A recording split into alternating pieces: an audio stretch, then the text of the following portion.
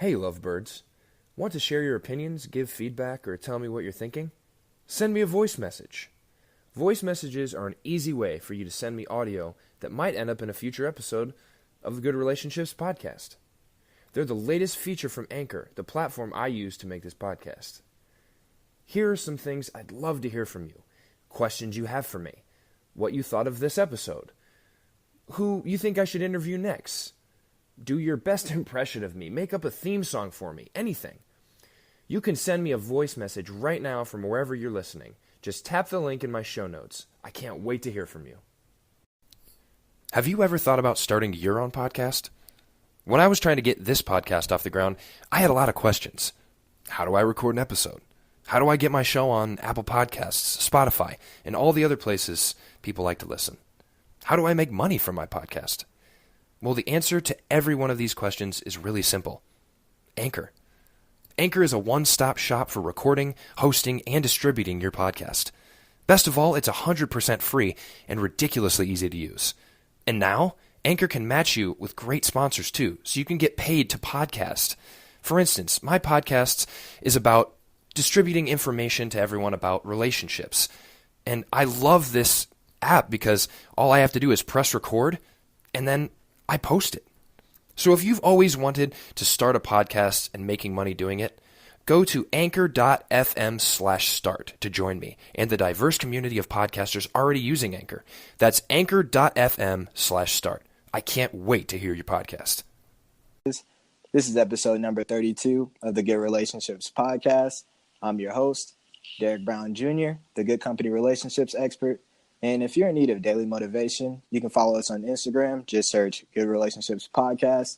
That is, once again, Good Relationships Podcast. On today's show, we have a very special guest, Mandy Murry. How are you doing today? Oh, I'm doing so well. Thank you for having me. No problem at all. No problem at all. Would you please give me and the Lovebirds a little bit more about yourself? Yeah, absolutely. Hello, everyone. So lovely to meet you. My name is Mandy Murry, and I am a writer, author, and PR consultant. I do a lot of food and travel and then health and lifestyle writing. So I think our topic today is going to be pretty on point. I'm really excited about it. Yeah, it most definitely is. Today's topic is very special indeed. I've been looking forward to this one. I know we've been planning this for a month, and it is how food affects your relationship. And I'll repeat that again, how food affects your relationships. So, as we always do, we go straight into the questions. And question number one, Mandy, is how does food affect your relationships?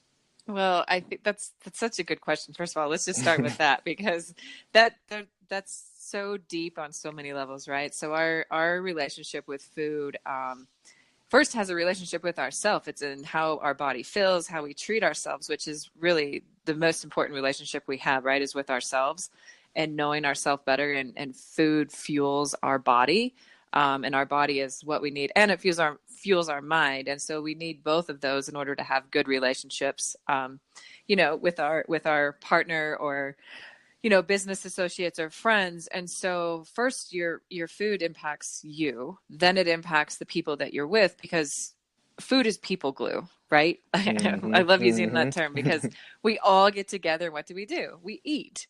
And that is an amazing thing, and something I know that most of us probably enjoy and cherish. And we look forward to doing all of that. And so with food being people glue, the wrong or the right foods can have such an impact too on those relationships. And it can actually create problems in relationships, right? Because let's say that, your partner, let's just use the example of like your partner is like, okay, I'm going to eat this way and you want to eat a different way, which is totally fine, but it's being able to communicate those differences rather than, like, oh, well, I'm not going to eat hamburgers and fries every day. And the other one, I'm like, well, I'm totally vegan. There's ways to navigate that through communication, but it also can be very harsh on friendships and, like I said, partnerships, just because of food is an intense subject, and we all reach for comfort food, and we all want to have healthy food because we know that healthy food is going to make us feel better. And so it just can impact so many things in both good and bad ways. Wouldn't you agree?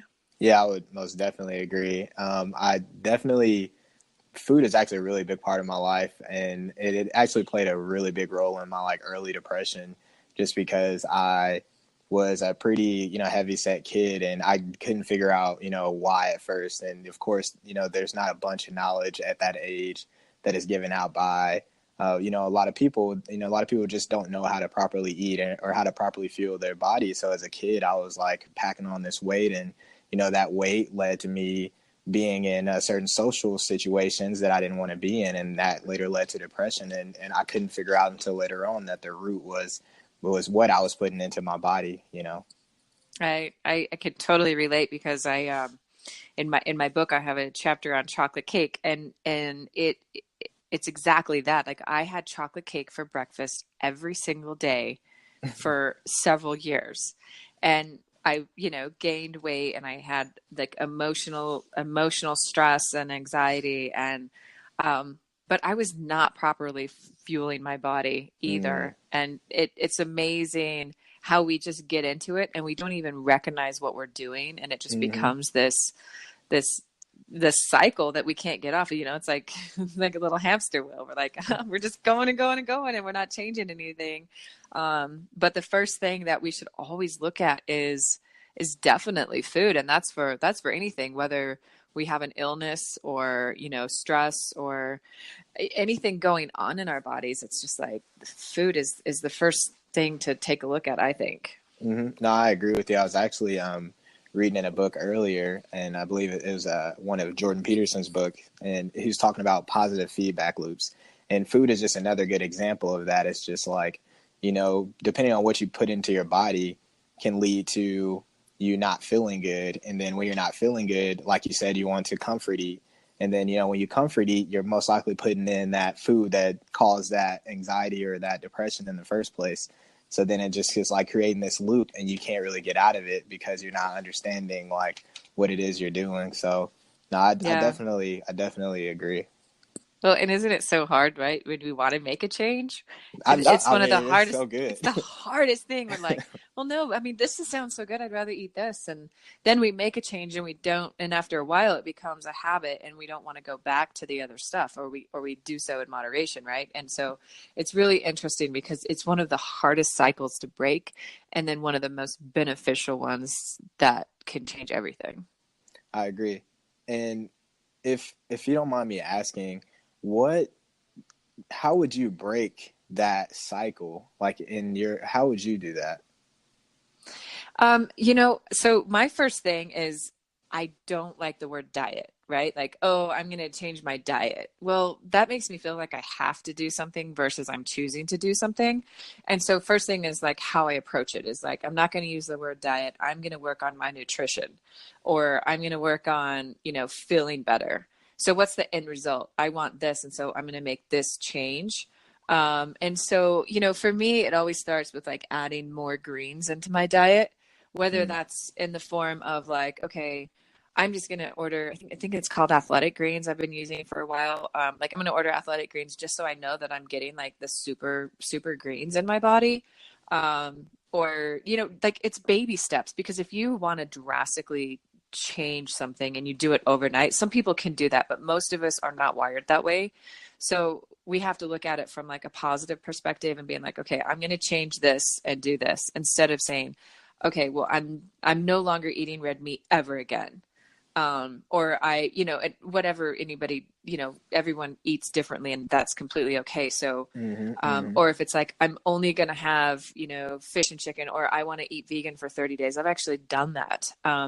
And, and like while that's drastic, I did it for health concerns because I had a cancer scare. And so I was like, well, I'm just going to like fuel and feed my body the way that it really probably needs right hmm now. hmm And so I think it depends on the circumstance, but it's all in how you frame it and look at it, and know what you can do, and don't like, if you mess up one day, right? You have like, okay, so I started athletic greens, and then, I'm going to maybe just have a protein shake today, or I'm going to have a salad for lunch for 5 days. And if you screw up or mess up one day, don't beat yourself up. Just get back on the cycle of what you want. And remember, like, focus on, what are you doing this for?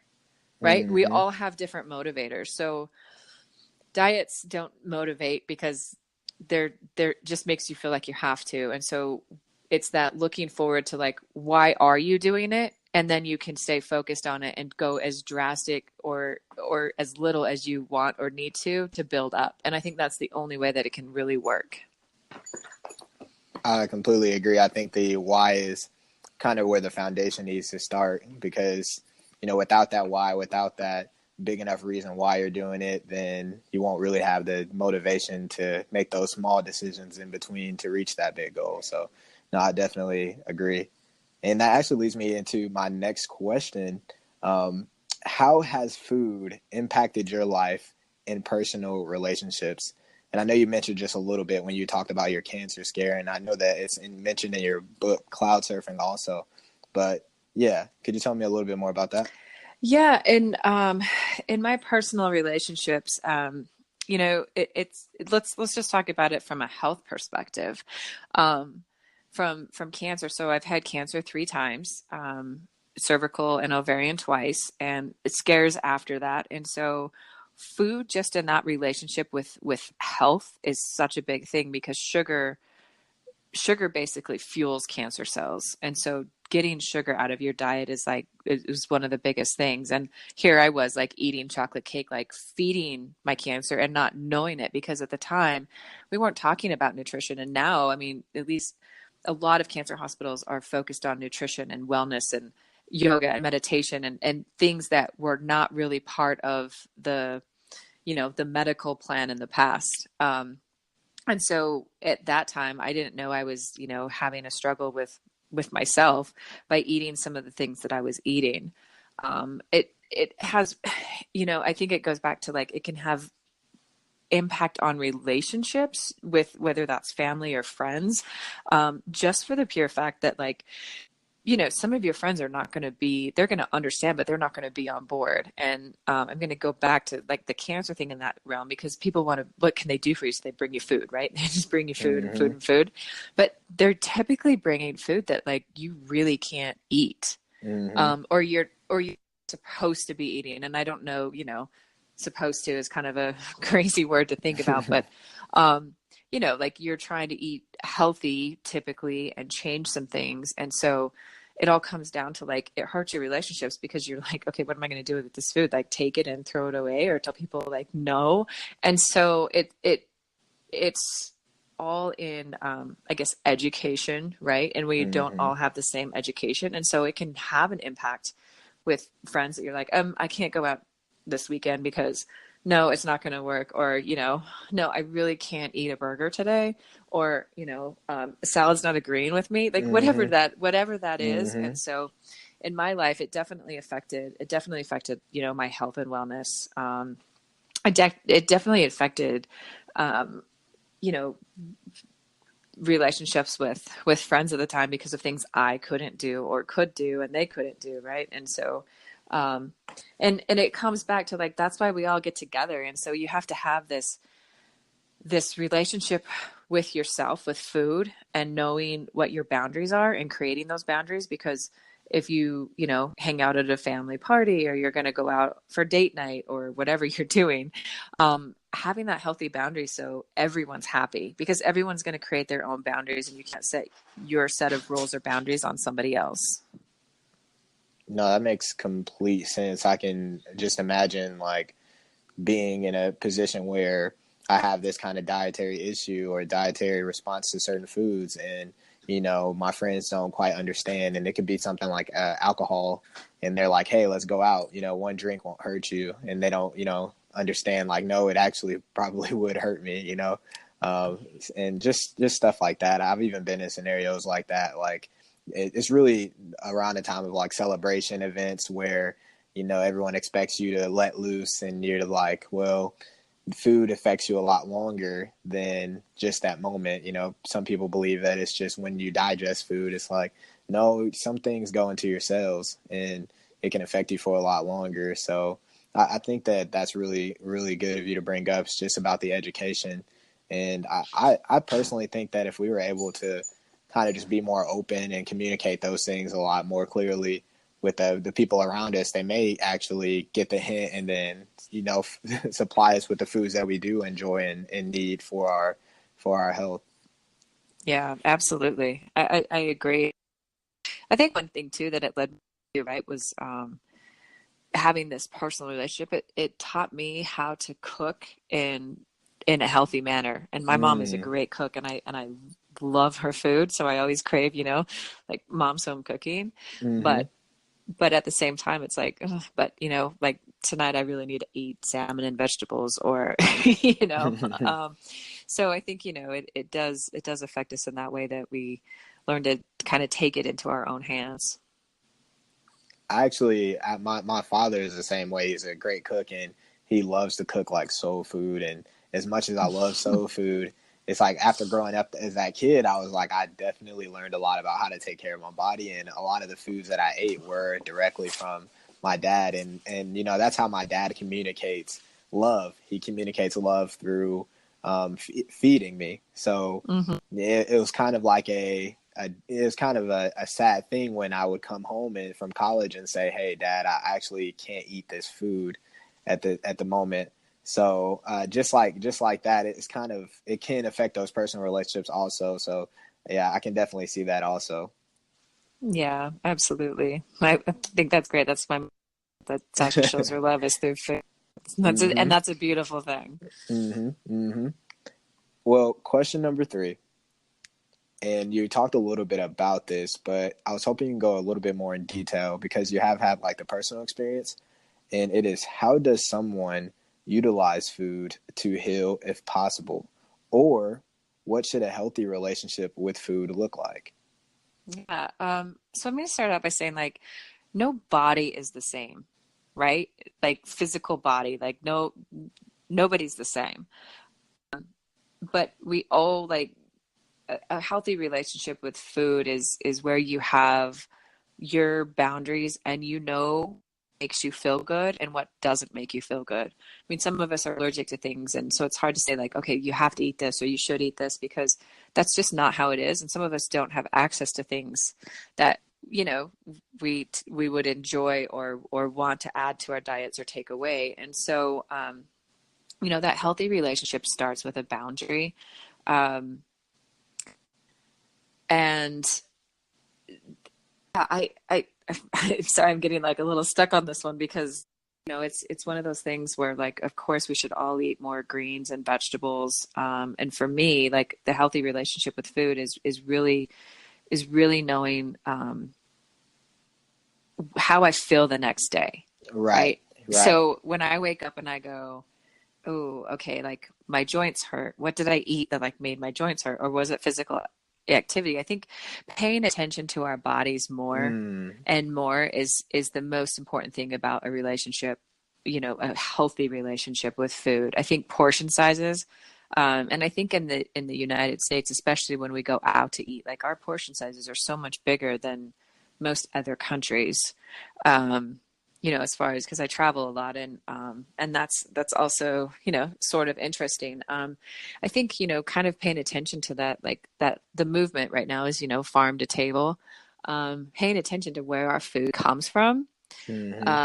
I think that's also important, where the meat comes from, because we have so many things affecting our plants. We have so many things affecting, the hormone levels in some of the proteins that we eat. And so just being, like, conscious and aware, and setting that boundary, setting those portion sizes, knowing how your body feels with certain things, or what makes it fuel better, what um knowing, like, okay, limiting, and I don't want to say limiting bread, because every body really is different. Like, some people feed on bread, like Hmm. their body feels good with bread. Some people feel good with red meat, and some people feel good with fish, and some people don't feel good with any of that, right? So Hmm. um there's no, like, okay, you have to do this. But I really think it's that boundary. It's that setting those portion sizes, being honest with yourself.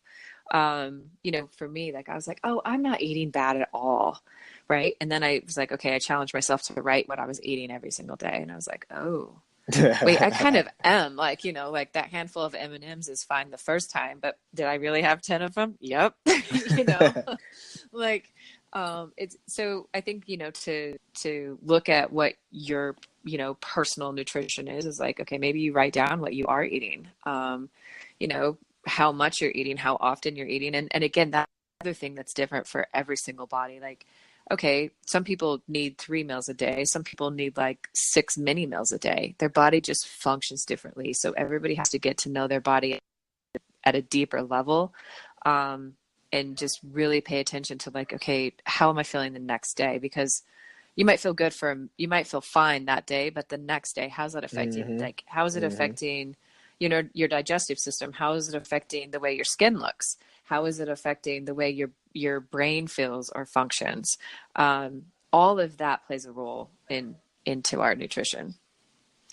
Yeah, no, I think that for you to be stuck, you gave a very, very good and clear answer.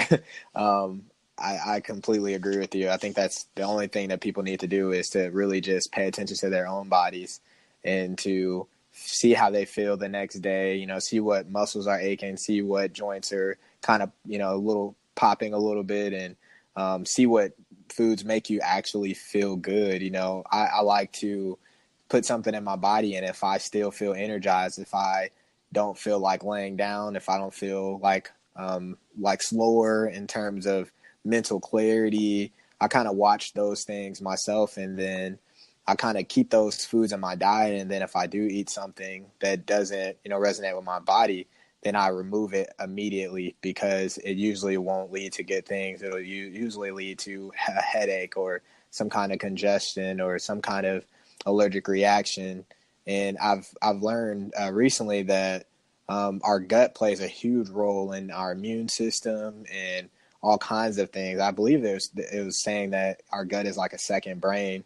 So it's Mm-hmm. like I was like, man, I didn't know about that, or probiotics, or just anything like that. And so I definitely, if all the lovebirds that are listening, I would say do some research on any kind of food relationships to your body, and also like Mandy said, listen to your body. Like you may not be able to eat the same things as the person next to you, because that could really be messing you up completely.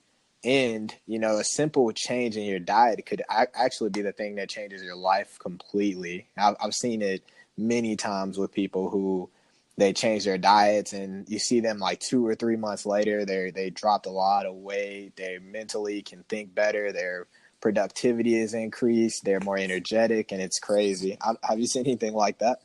Yeah, absolutely. I mean, it can change like, in a matter of like a week even, and I want to go back to what you're saying about the gut. Like, so your gut microbiome is basically the makeup of your gut, but it's been linked to things such as like rheumatoid arthritis. It's been linked to so many different health things. Wow. Um, and it's even been linked to some cancers. So it's really, I think, it is like a second brain. It's this amazing tool that we have, right? That we are in control of, when we want to be in control of it. And so, there's just changing little can have such a big impact.